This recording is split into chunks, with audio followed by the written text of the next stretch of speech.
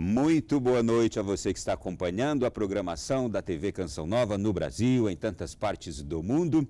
Hoje um programa muito especial. Vamos nos dedicar à já iniciada visita do Papa Francisco a Cuba e aos Estados Unidos. O Papa se encontra exatamente nesta segunda-feira em Cuba.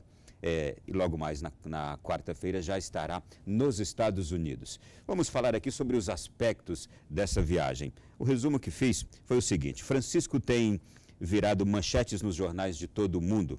A simplicidade e simpatia do representante da Igreja Católica tem conseguido muitos admiradores, mesmo de outras crenças religiosas. A visita a Cuba será a primeira etapa do périplo pelos Estados Unidos, onde Francisco se tornará o primeiro Papa da história a discursar no Congresso americano. O Papa está fazendo história e disseminando o catolicismo. Nós lemos e ouvimos o tempo inteiro, como se fosse uma novidade isto. Para que cada um de nós entendamos a importância destas visitas e o que representam para a Igreja e para o mundo, o programa de hoje recebe aqui um convidado também muito especial, que certamente tem uma riqueza muito grande para contribuir conosco nesta reflexão. Com muito prazer, Dom Fernando Guimarães, arcebispo militar do Brasil. Muito boa noite, seja bem-vindo. Obrigado, boa noite a todos. É um prazer grande recebê-lo aqui. Eu gostaria também de apresentar melhor ainda Dom Fernando. Em 1980, ele foi chamado a Roma, onde desempenhou diversas funções na Santa Sé. Doutor em Teologia Moral, mestre em Direito Canônico. A partir do ano 2000, tornou-se chefe de departamento responsável pelo setor que ocupa-se da vida e do ministério dos presbíteros no mundo, na Congregação para o Clero, Vaticano. Em 2008, foi nomeado bispo de Garanhuns, em Pernambuco. Sendo assim, voltou para o Brasil. Na época era o então Papa Bento XVI.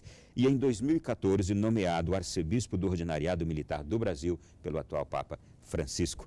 Dom Fernando, esse tempo de Roma, de vida ali dentro da Santa Sé, lhe possibilitou viver momentos também muito especiais com os dois, dos três últimos papas, dois, não é?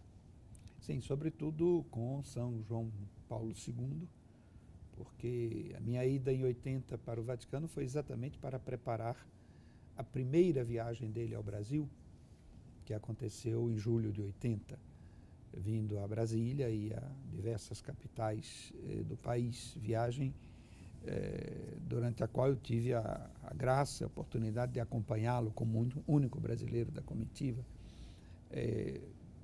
A partir daí, o trabalho constante com o Vaticano, dentro da Santa Sé, inicialmente na Secretaria de Estado, acompanhando um pouco esse trabalho de coordenação da Igreja, tanto no nível diplomático, político, que é uma seção da Secretaria de Estado, quanto no nível de coordenação das atividades eclesiásticas enquanto tal, que é a primeira seção da Secretaria de Estado, onde eu trabalhei. E depois passei para a Congregação para o Clero, onde me ocupei, como você disse, da vida, da disciplina dos padres no mundo inteiro, tendo enfrentado algumas das dificuldades grandes pelas quais a Igreja passou nesses anos, de 80 para cá.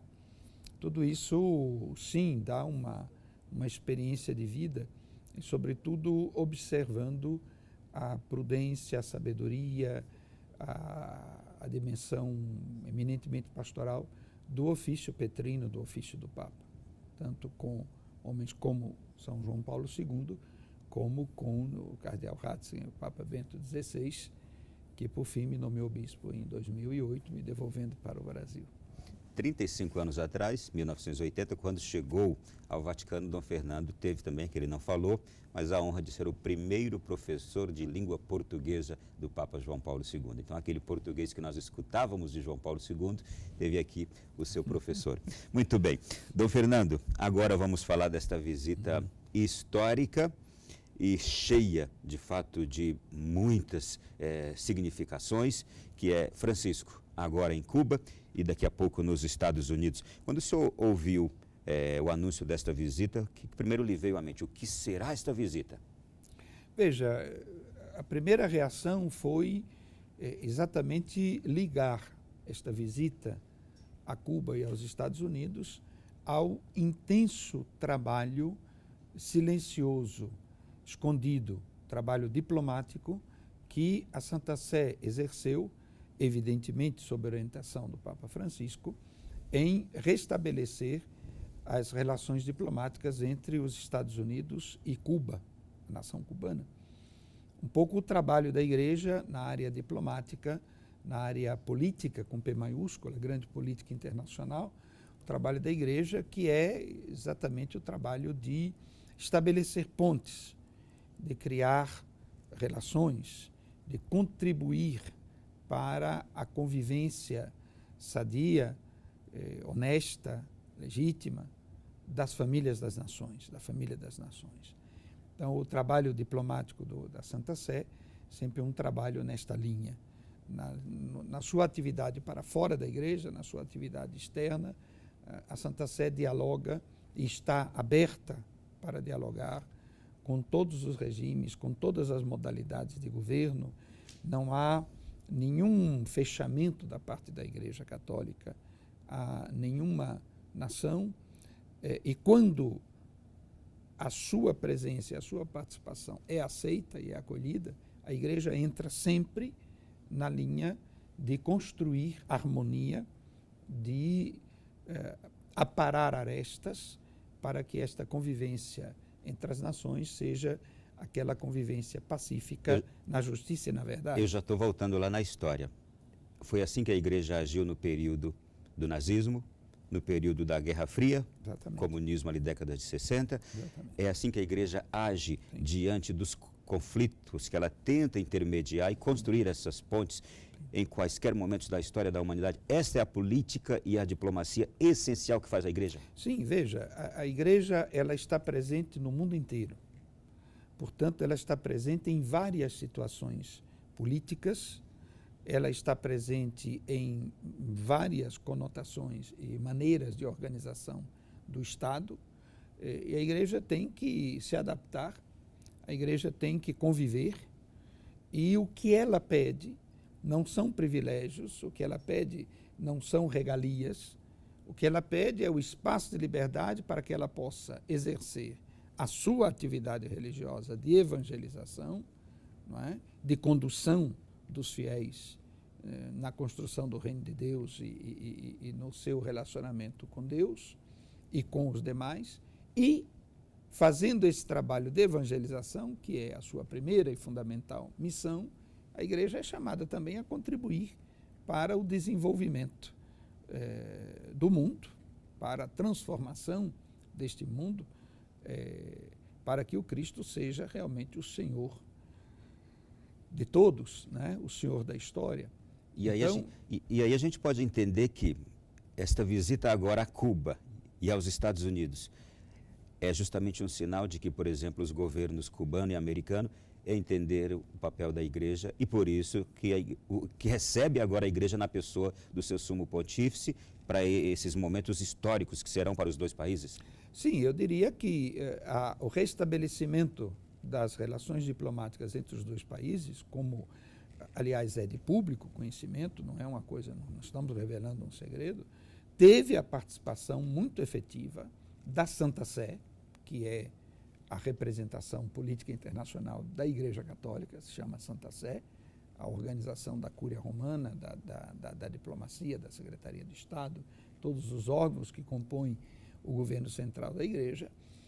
A reaproximação entre as duas nações teve um trabalho paciente, discreto, da Santa Sé como mediação para que se chegasse ao resultado que se chegou.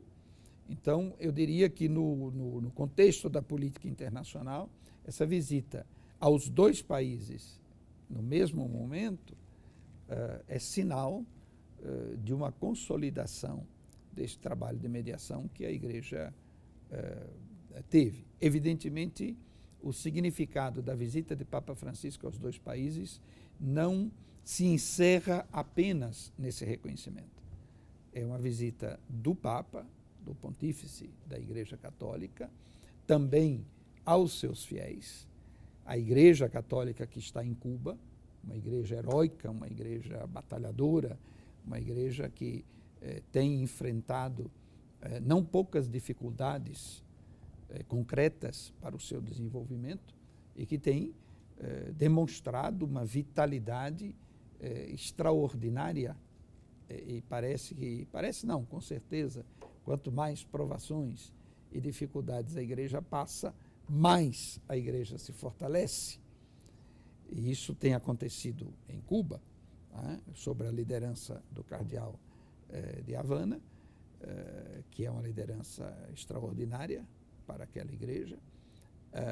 O Papa vai também em visita para animar a fé dos fiéis da igreja que vivem e que pedem espaço para desempenhar a sua fé e a sua função naquela nação. E o mesmo se diga para os Estados Unidos. Eu vou me deter agora um pouquinho em Cuba. O Papa está lá. Nós temos aí aproximadamente 55 anos de regime comunista em Cuba, com os irmãos Castro. Todavia, os últimos 15 ou um pouco mais, quase 20 anos para cá, nesses últimos cerca de 20 anos, Cuba deu sinais de uma abertura, especialmente no que diz respeito à igreja, à presença da igreja. Foram os inícios deste período dos irmãos Castro. Foi um período, como o senhor já nos mencionou aqui, bastante duro para a igreja.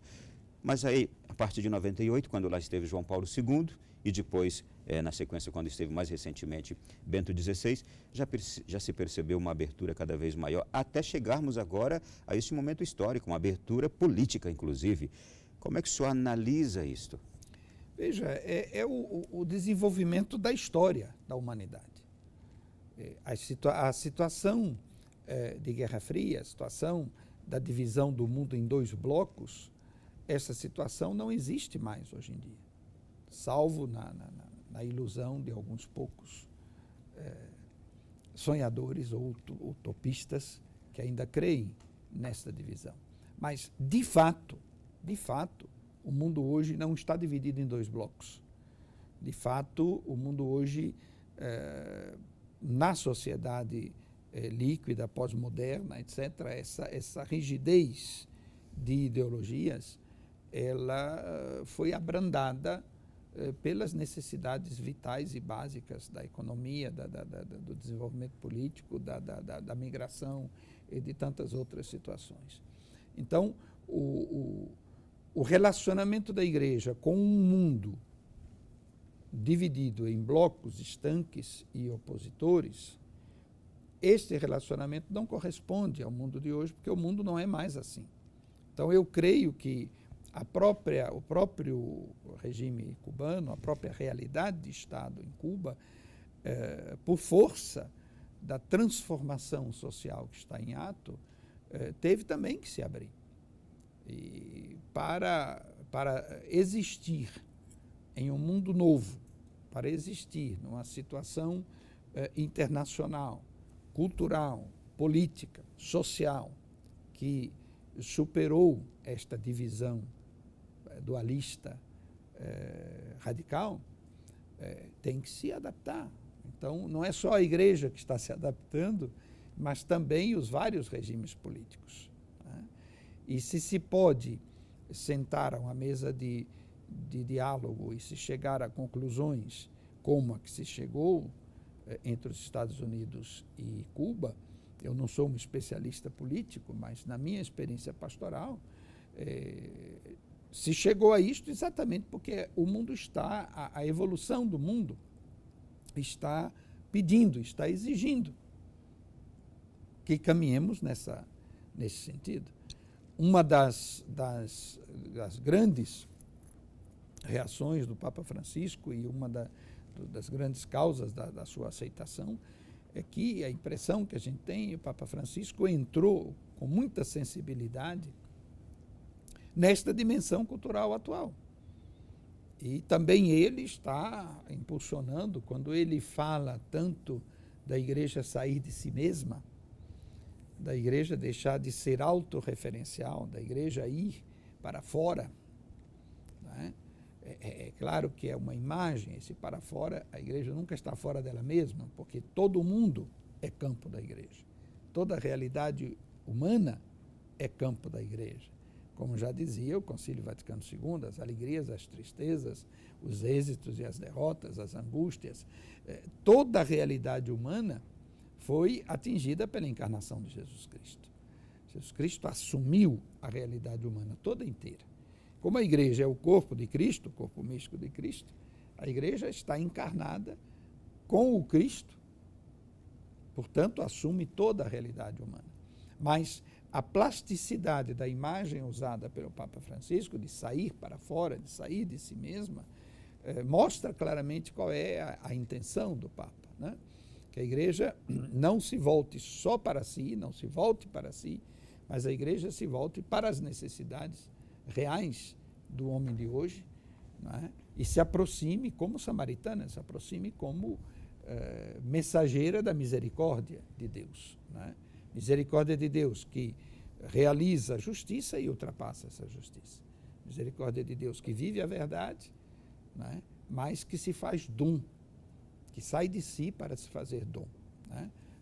Que, aliás, é a própria mensagem de Jesus no Evangelho. Ninguém tem maior amor do que aquele que dá a sua vida pelo outro. Dizendo tudo isso, o senhor nos faz refletir enormemente agora sobre aquilo que fazíamos no período do conclave. Pedíamos um pontífice que penetrasse nas realidades do mundo, que respondesse aos anseios da igreja, que desse respostas também àquilo que o mundo mais necessita.